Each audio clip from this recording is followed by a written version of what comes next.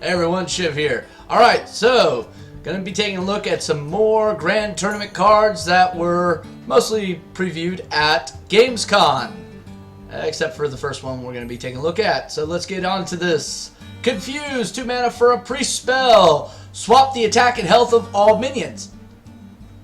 Okay, this actually kind of fits thematically with priest very nicely. Some really interesting possibilities with this.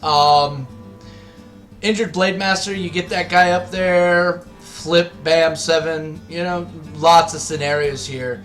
So you can definitely get him high health and do some damage. You can also turn Ysera into just a wrecking ball. Alright. So, I mean, let's go over some of the scenarios here, right? So you flip Ysera, that's 12. You throw Nightmare on Ysera, that's another 4 on top of that. Or flip it, attack, throw Ysera Awakens. You get the point. You could do some real serious fucking damage with this thing. It's really interesting. I don't know how much play we're going to see out of it. This is more for like a very dedicated deck design. And I don't know if we're going to see much of in that. But I would like to point out that priests are known to be able to buff the health out of their minions and expand onto that, thus giving them bigger body, thus allowing them to tempo trade a little bit more effectively. So this definitely will play to that. It turns their defensive minions that they normally use for tempo trades into an offensive potential, and I do like that. Alright, and then we get to another priest spell. Flash heal, 1 mana, restore 5 health.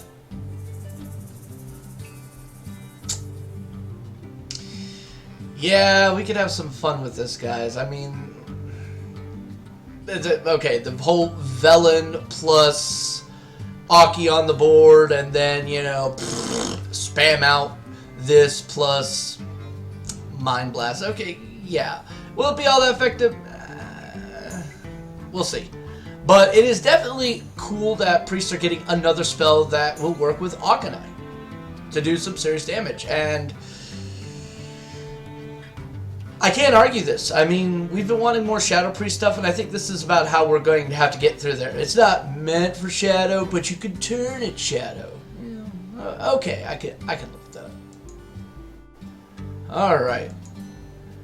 And we have the Druid spell, Living Roots. I'm just going to say this. Finally, a 1-drop Druid spell that Druids will actually play. Choose one, deal 2 damage, or summon 2 1/1 saplings. Okay, so if you need to contest board, bam, there you go. If you need to take out a Knife Juggler, bam, there you go. Normally this would be the job of a Wrath, but most Druids, being the greedy little bastards that they are, want to use Wrath to basically get the card draw. 9 times out of 10. Here, you get another option. I like this because this definitely plays towards a more earlier mid-game playstyle, more mid-rangey. But you could also use it to help build board and go for some mid-burst using Savage Roar. So that's cool. Alright, Warhorse Trainer, 3 mana for a 2/4. Okay, that's pretty legit body right there. Your Silverhand recruits have a +1 attack. So, muster for battle, then to this, bam. Okay, yeah, that's cool.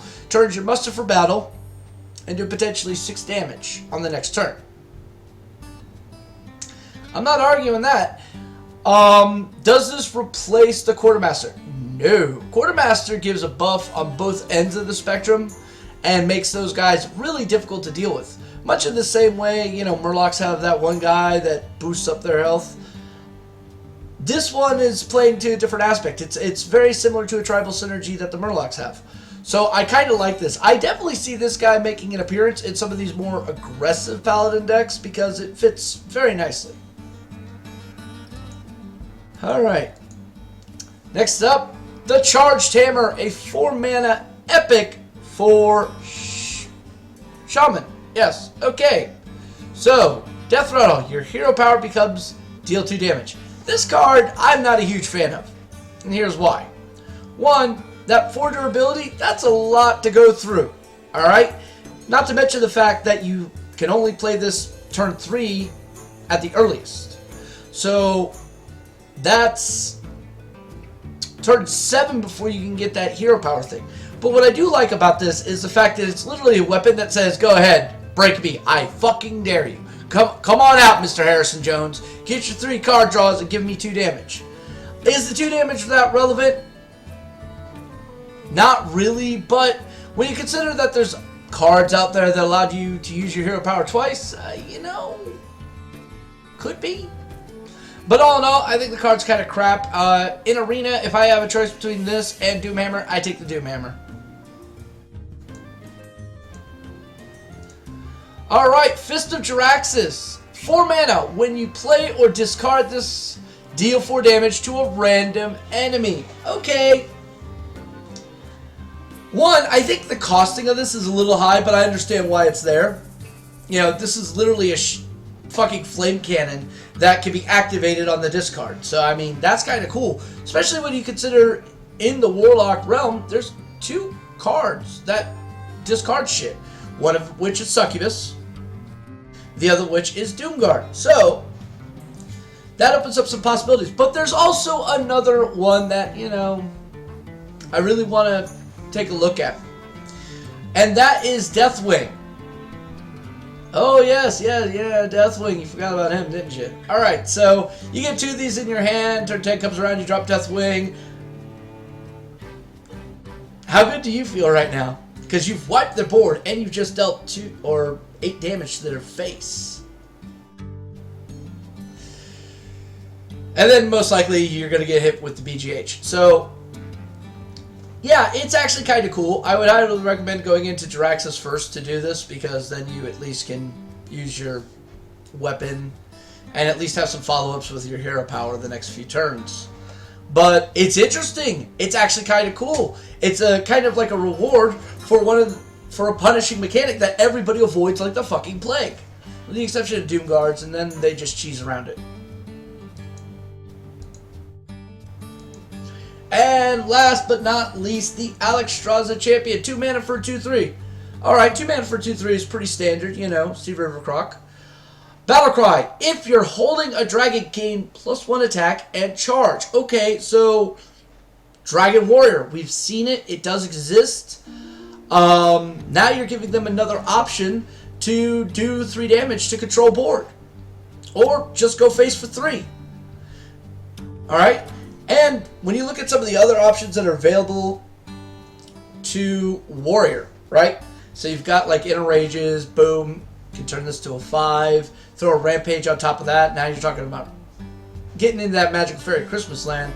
But it opens possibilities. Is it overly effective? Will it be used? Probably. People are definitely going to be playing with this because a lot of people do like Dragon Warrior.